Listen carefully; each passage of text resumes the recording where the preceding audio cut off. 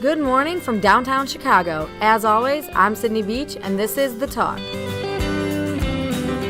With me today are guest anchors Maggie Wedlake and Brendan Marshall, a few of Chicagoland's best and brightest to give their opinions this morning. Today we've got stories from Lollapalooza, United Airlines, and a new challenge to try. Are you ready to talk? Welcome back. We are headed into the summer months, and for the city of Chicago, that means Lollapalooza. Lollapalooza is actually celebrating their 26th year in the city of Chicago. Last year, the festival was actually moved to 4 days instead of 3. And what do you guys have to say about that? I mean, I think it draws like a wide array of music, which is really good, and it also brings a lot of revenue into the city. I actually have been there, and it's actually a really good experience, and it's a bit pricey, but it all works out at the end because it's obviously a great time. As far as like music types go, would you say that there's a specific type of person that needs to go? To the festival, would you say? Yes. I would say that the festival itself definitely draws a large, younger crowd, and they definitely run into issues with that too, with underage drinking, and since it's so hot out, they run into issues of kids passing out actually, and it's been a reoccurring issue in the past. All in all, like, do you think that they should bump the security for Lollapalooza in that matter? I think that there needs to be different like changes in the way that security is handled, maybe more towards medical or like assistance, and rather than like checkers when you walk in and stuff. But we really can't make that decision, can we? So Definitely not. Unfortunately, that is not in our hands. But with Lollapalooza, I heard that it gets pretty messy. That's what we should talk about next. The drawbacks. The after effects of Lolla are insane. The damages that it leaves to the park and the grounds are detrimental to like the city and the fields of Grant Park. Although Lollapalooza does have all those negative drawbacks, let's talk about the positives of Lollapalooza, as it really is a great outcome for Chicago and for the fans. Yes, definitely. The music itself brings such a wide array of people to the city, and they get all this opportunity to come and like see their favorite bands, and the lineup itself is incredible every single year. What would you guys say about the lineup itself?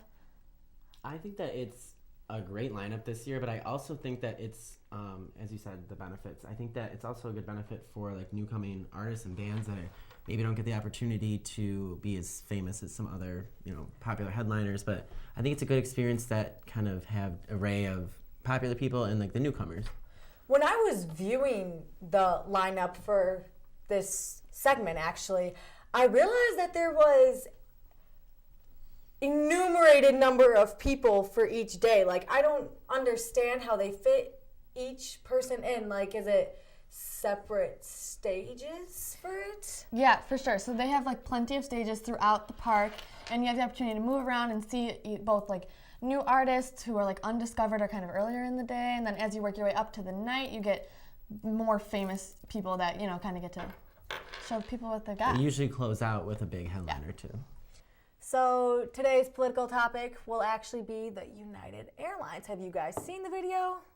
I have, yes. I have also. Gotta go. Hey, Oh, this is busted his wrong. lip. Oh my God! Look at what you did to him! Oh my God! Pilots drive to Louisville? Can't they rent a car for the pilots and have them drive? No! Oh my God! Oh my God! Oh my God! No! Oh my Guys, my God! What are you doing? No, this is wrong. Oh my God! Look at what you did to him! Oh my God! I have to go home. I have to go home. I have to go home. I have to go home. I have to go home. I have to go home. I have to go home. Just kill me. Just kill me. Kill me. Just kill me. I have to go home. Kill me. Just kill me. Just kill me. Just kill me. Well, for those of you who haven't, it's just United overbooked a flight, randomly selected someone to give up their seat, and one was very unhappy about the situation and refused to, and got drug off a little more aggressively than expected. How'd you guys feel about after seeing how actually aggressive he was taking off that plane? You know, I don't think United Airlines handled it very well. They should not have forcibly removed the man. I think that there's other ways they could have gone about the issue, especially considering the fact that they literally dragged this man off of the plane. I think that it was obviously handled wrong, and I'm kind of appreciative that it is getting this much controversy because he was a very normal guy. I mean, he's a doctor, and he was just doing the right thing, and he was treated completely wrong. So, With that being said, what do you think should be the security's punishment for that, or if there even should be one, with United's bad publicity right now? Like, will they feel obligated, do you think? Like, what are your views on that? Well, I would say it was even more so of an issue, the fact that the man was taken off of the plane, but then he got back on, and that is within itself is a security issue in itself. I think that if he can get back on a plane after being removed, that there obviously are some security breaches that need to be completely redesigned. Not only, I mean, like, yes, on video you can see that this man was physically harmed, but little did everyone know, like, he had concussions, teeth knocked out. They had to get an attorney for this situation. United lost billions of dollars in stocks after this whole controversy. Do you think United will remain an airline much longer after that much money lost? You know, I don't know, and this hasn't been the first issue as of late that United has gotten into trouble with. There's been issues with their flight attendants, wearing dress codes, and guests having those issues, and I think that they're going down a bit of a tumble right now.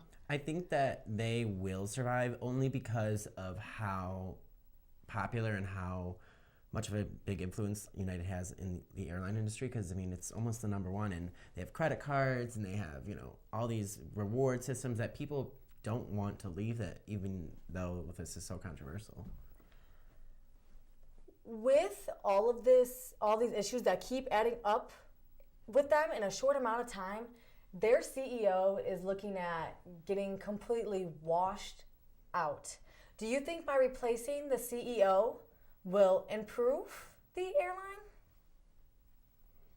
I mean, I would say, like, to some extent, I think it, like, kind of helps publicity since he is the one that's technically in charge of all of this, but in reality, like, it is his workers that created these problems, and nothing's going to be fixed unless you address the whole company's policy on things such as issues like this one. I think, unfortunately, too, he knows obviously what's wrong, but he was not there, and he's getting the brunt for it, and you know what, that's kind of a job of CEO. I would agree, for sure. Are you ready? Ready to harness the power of technology? To educate the scientists of tomorrow. Ready to find ways to grow new markets? And analyze economic trends. Ready to manage money, like real money. And grow the bottom line. Are you ready to sing your part? In perfect harmony. That's what we do. So, are you ready? Pursue your passion at Loras College. Check out explore.loras.edu. I just have to say this whole ordeal isn't making United Airlines look very good. In any case, you don't need to fly to try this week's challenge. Let's check it out.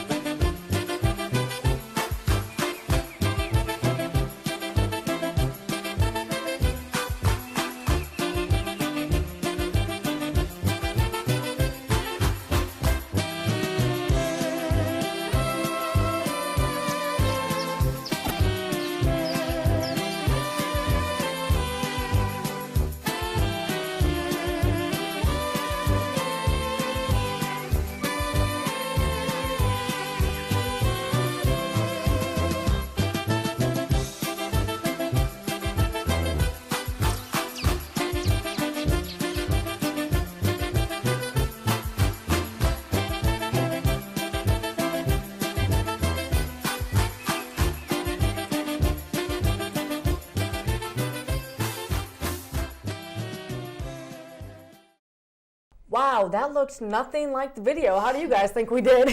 You know, honestly, I didn't do too hot myself. And I knew I wasn't going to do good, so. Well, from all of us here in the studio, thanks for watching. And remember, everybody talks, but nobody talks like us.